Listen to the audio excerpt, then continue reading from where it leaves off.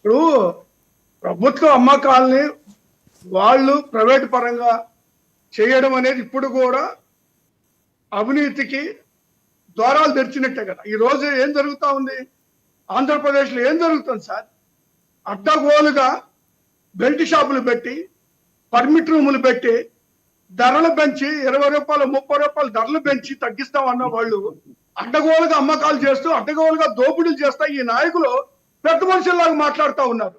ఎంతవరకు సబబు? ఈ రోజు రాష్ట్రంలో ఒకసారి ఎంక్వైరీ చేయండి. గతంలో సార్ 16,912 కోట్ల రూపాయలు తెలుగుదేశం పార్టీ అధికారంలో 14-19 దాకా వస్తే వైసీపీ అధికారంలో ఉన్న 19-24 మధ్యలో 24,760 కోట్ల రూపాయలు లాభం వచ్చింది ప్రభుత్వానికి. సింపుల్ గా చెప్పాలంటే ప్రభుత్వానికి లాభాలు తీసుకొచ్చామా లేకపోతే నష్టాలు తీసుకొచ్చామా? వాళ్ళకిలాగా దోచుకుని వాళ్ళు చేసినటువంటి కార్యక్రమాలు మేం చేసామని మాట్లాడుతూ ఉన్నారు. సరే, ఇప్పుడు ఇంకొక మాట అండి, విద్యాసాగర్ గారు కూడా మాట్లాడారు. ఇప్పుడు దాంట్లో ఏమన్నారు? సాక్ష్యాధారాలు ఉండబట్టే మరి వీళ్ళని జైలుకు పంపారు. మరి కరెక్ట్, సాక్ష్యాధారాలు ఉండబట్టే కదా చంద్రబాబు నాయుడు గారు స్కిల్ డెవలప్మెంట్ లో 52 రోజులు జైల్లోకి వెళ్ళింది. మరి ఎందుకు వెళ్ళారండి? లేకపోతే అచ్చెన్నాయుడు గారు జైల్లోకి ఎందుకు వెళ్ళారంటే ఆయన చేసే స్కామ్ లో ఉండబట్టేగా, సాక్ష్యాధారాలు ఉండబట్టేగా కోర్టు వేసింది. లేకపోతే కొల్లూరు రవీంద్ర గారు జైలుకి ఎందుకు వెళ్ళారండి? ఆయన మర్డర్ కేసులో ఉండబట్టే కదా. ఇలాంటి కేసులన్నిటి కూడా ఇప్పుడు జైలుకి వెళ్ళినంత మాత్రాన, వాళ్ళు ఏదో తప్పుడు కేసులు పెట్టినంత మాత్రాన అది నిరూపణ అయినట్టుగా మాట్లాడటం అనేటువంటిది సరైన పద్ధతి కాదు. అది ఎవరికైనా కావచ్చు, అది జర్నలిస్టుకు కావచ్చు లేదా పార్టీ నాయకులకు కావచ్చు. ఏదైనా సరే కోర్టులో రేపు విచారణ ఎదుర్కొంటాం. చెప్పే ఆరోపణలు ఇవన్నీ కేవలం ఆరోపణలే. ఈ ఆరోపణలు జీతుగా మేము ఎదుర్కొంటాం. వాళ్ళకి సాక్ష్యాధారాలు అంటే చూపించమనండి, కోర్టులో పెట్టమనండి. దానికి మా దగ్గర ఏమున్నాయో సాక్ష్యాధారాలు కౌంటర్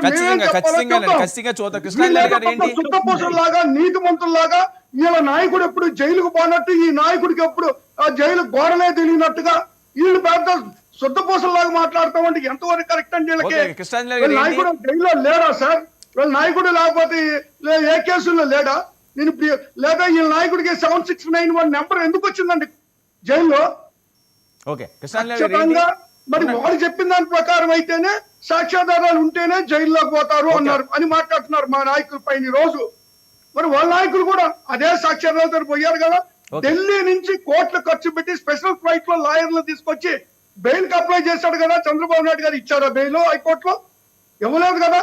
సుప్రీం కోర్టులో ఆయన ఆరోగ్యం బాగలేదని సాగు బతుకుల్లో ఉన్నారని చెప్పి బెయిల్ తెచ్చుకొని ఈ రోజు బయట తిరుగుతా ఉండి ముఖ్యమంత్రి ఆయన పెద్ద నీతిమంతుల్లాగా వీళ్ళు ఏదో పెద్ద సర్టిఫికేట్లు ఇస్తా, వీళ్ళు అనుకూల మీడియాలో ఇష్టారాజ్యంగా సర్టిఫికేట్లు ఇచ్చి ఇష్టారాజ్యంగా పేపర్లో రాస్తా ఉంటే అదేదో మరి జగన్మోహన్ రెడ్డి గారి మీద మరి ఏదో ఒక విధంగా కేసు బనాయించాలి, అరెస్ట్ చేయాలని మాట్లాడటమే కాకుండా భారతి గారి పేరు తీసుకురావడం అనేటువంటిది ఎంతవరకు సబబండి? ఆమె ఏనాడైనా రాజకీయాల్లో ఉందా? ఏనాడైనా బయటకు వచ్చిందా? ఏనాడైనా ఏ అంశంలో జోక్యం చేసుకుందా? వాళ్ళు ఎక్కడైతే భువనేశ్వర్ గారి మీద ఎన్ని కేసులు పెట్టాలండి మేము? ఏ రోజైనా మరి ఆమె గురించి లేదా ఆమె మీద కేసులు పెట్టామా? లేదా ఆమె పేరు ఎప్పుడైనా బయటకు తీసుకొచ్చామా? ఏం మాట్లాడుతున్నారండి? ఏమైందంటే ఒకటే, కేసులు ఉంటే మేము ఎదుర్కొంటాం కోర్టుల్లో, మేము సిద్ధంగా ఉన్నాం కోర్టులు ఎదుర్కోవడానికి. అంతేగాని పిచ్చి పిచ్చి మాటలు మాట్లాడి ఆపాదించడం సరైన పద్ధతి కాదు. అది విచారణలో ఉంది.